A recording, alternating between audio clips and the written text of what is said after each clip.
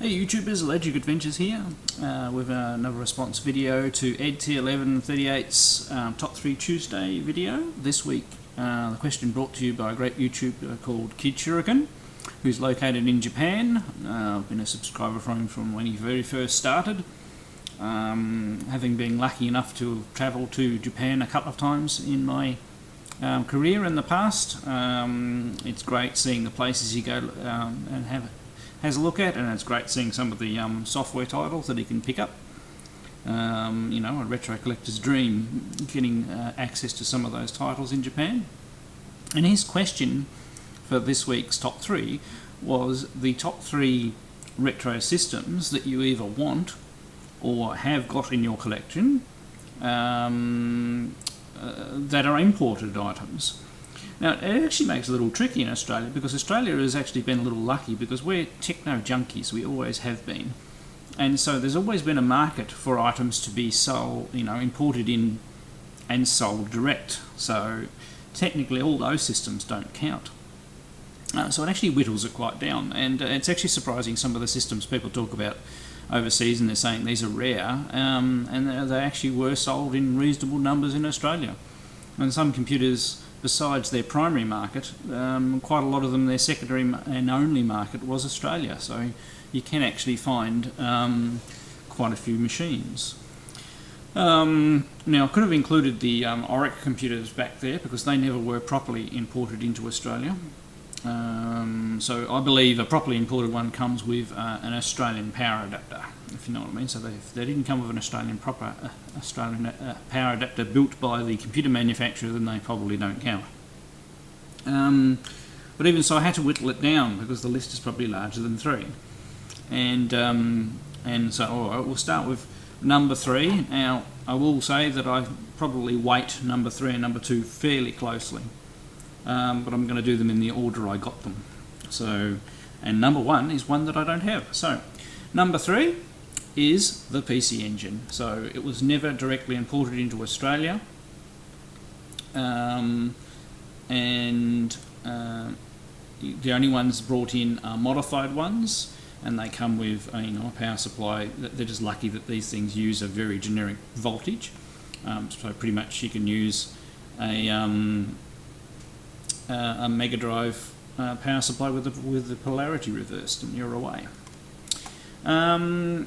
They're a lovely little console. They play games very, very well. The games are small. They're not cheap though, although loose ones you can get them for not too bad, but if you want them complete in the dual cases, they do cost a bit of money.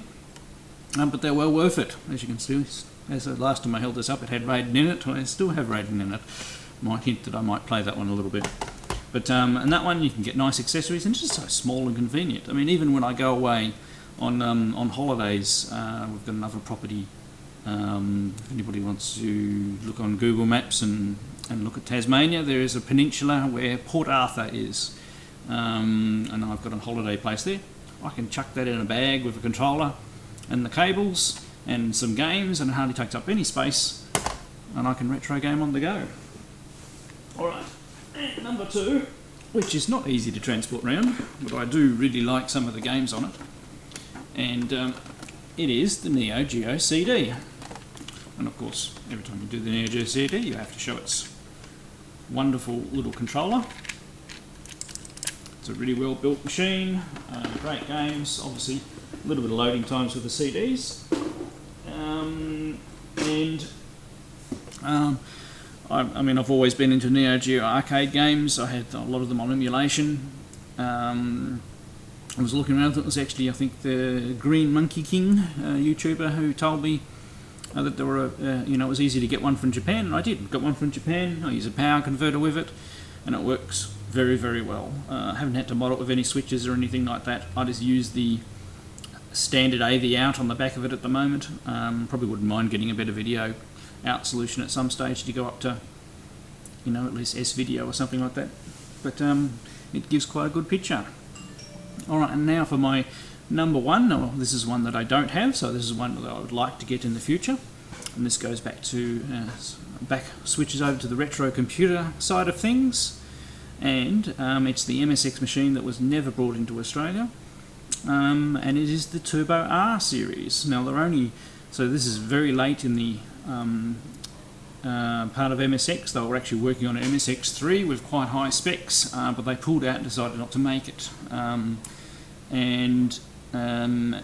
ASCII Corporation still wanted to go ahead with something, so they came up with a Turbo R standard, and only 2 machines were made, both by Panasonic.